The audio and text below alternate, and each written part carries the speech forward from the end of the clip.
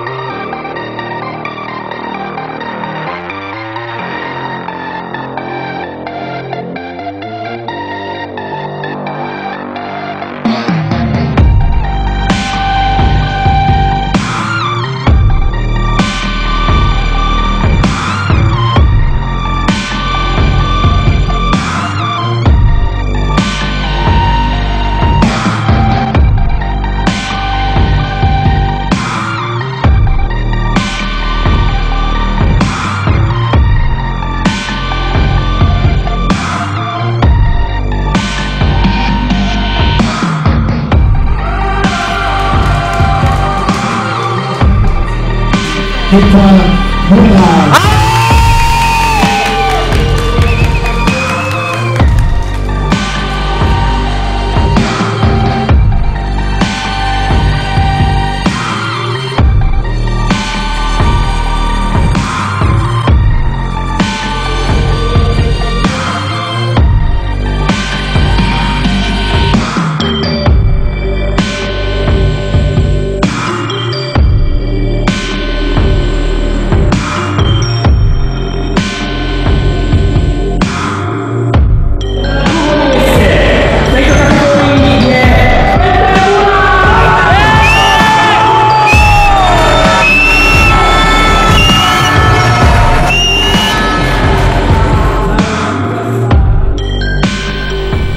Niečo veríš, chceš to veľmi a pôjdeš si za tým, stoj čo stoj, tak to človek dosiahne.